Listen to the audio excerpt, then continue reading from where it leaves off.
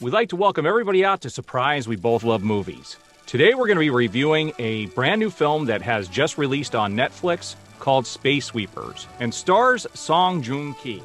Now, this is not an American-made film, and there's lots of dubbing in the film.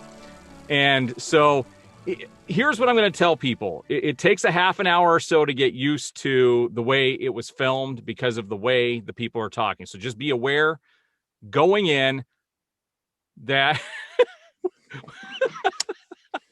just like that, yeah, where it doesn't match. It's really kind of funny, but you get used to it. It took about a half an hour, but you get used to it so you can go through the rest of the film. But the basic plot of this movie is it takes place in outer space. The Earth has become uninhabitable.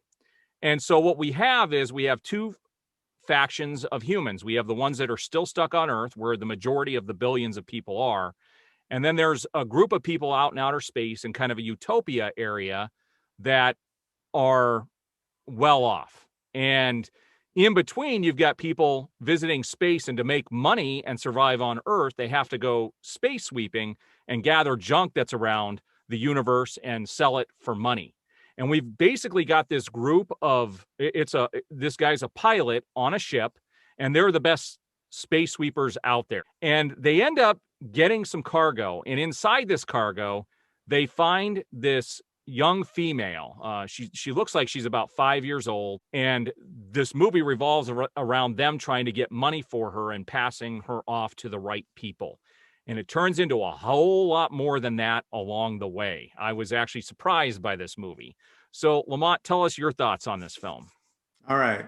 First thing, the dubbing is really weird, but if you can get to the dubbing, you'll be fine. At first, because there's several different languages that are spoken at the beginning. And so you try putting on subtitles first, and then you're like, wait a minute, that's not right. And then you have to put on dubbing, and then you try subtitles again. And eventually you'll find that like sweet spot. So after you get past the sweet spot, though, it's a very interesting story. You find out that they've stumbled across this girl who is, so to speak, wanted by some pretty important people that are on this new planet that has been created in order to save humanity from the Earth's ultimate demise.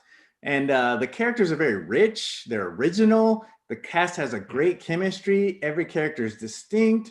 They have interesting dialogue. And there's a robot that's just kind of the comic relief, but it's not like Jar Jar Binks silly kind of comic relief. It's like witty and interesting character profile for a robot. And it really kind of worked. It's a little slow to kind of get going at first, but the visuals are very dynamic and amazing. It's just like a top-notch, Marvel movie as far as the no expense was spared. It has very high production values. Overall, I thought it kept my interest, but there was some definitely parts of the kind of second and third act that I felt like really the second act, it was slow to kind of get to where it was going. And there was a lot of different things that were brought up in the second act that I didn't really necessarily feel like had to be there in order to take the story where it needed to go. So I felt like it definitely could have been tightened up. But overall, it was an interesting movie. What do you think of it?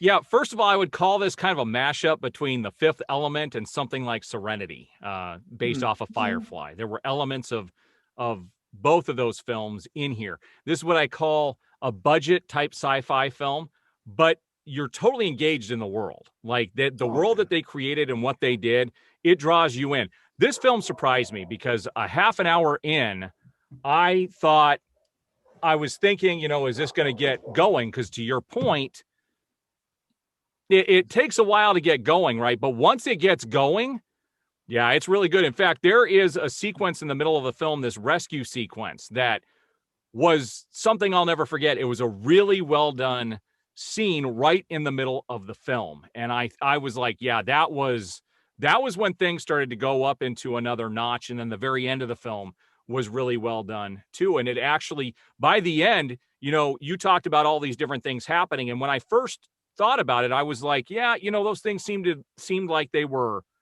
thrown in there, but they really weren't. You had to have that character building so that you felt something at the end.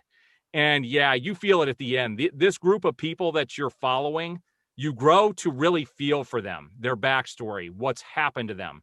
and it makes the stakes a lot higher by the end of the film. I was really surprised. I really enjoyed this movie a lot, and I didn't think I was going to. I'm not going to lie, though. The one fault I find in the film is that I kept looking at my watch.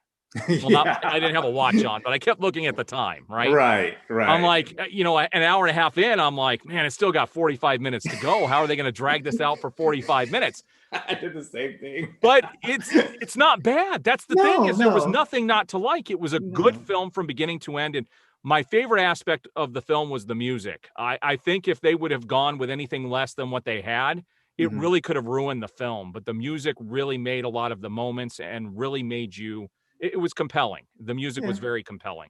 yeah. So what was your score in the end on this one? All right, for me, it was definitely it's more of a movie than a film, is what I'll tell you.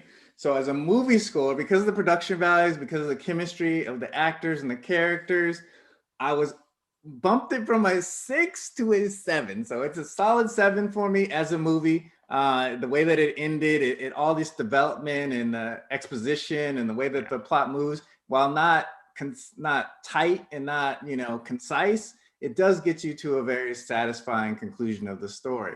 As a film, I would have to give it somewhere around a 6. There's things that it made you kind of think about as far as the characters. They weren't all cut and dry. They had little complicated histories and different motivations for what ultimately led to their decisions at the end of the movie.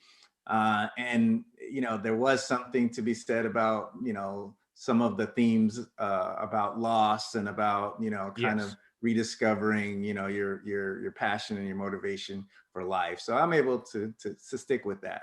So what about you, Aaron? For me, I'm almost in line with you. I gave it a little higher than a 7. I gave it I toyed with 7.5 and an 8 as a movie, Mhm. because I really did enjoy it a lot more. I didn't expect to enjoy it after the first half an hour. Like, I thought this was going to end up being a train wreck of a film, but it really surprised me in the end, especially with a couple of the sequences that they did that were really well filmed and made you feel something, which I was not expecting in the movie. So I'm going to put it at a 7.5. Okay. I will tell you this, if they make a sequel, I'm definitely watching it. I really enjoyed the characters and the world that they built. I would totally watch a sequel. So we're going to see how well it does, on Netflix. It's getting a lot of buzz, actually. It's being talked about in a lot of different places. So it's definitely hit a nerve with people. As a film, I'd give it the same as what you gave it. It's a 6. I don't see a whole lot of garnering. It's not super emotional. It's not going to draw you in. It's not a deep story, Mhm. but they did cram a lot into the film, and there's not a whole lot of fault with it. I think for me, it was just the time, and you got to get used to the dubbing. The dubbing was horrible, but you get used to the style. It's this You interesting do. style, It's and an you do interesting get style. used to it, and you do get to like the characters, even though you wouldn't think you would at the beginning. So I would say anybody who starts it, stick with it. Totally worth it. So that's what I have on both ends. We appreciate everybody who's watching. Please hit the like button, subscribe, hit the notification bell. If you're listening to us, again, we're on all the major streaming platforms. You can find us under Surprise We Both Love Movies.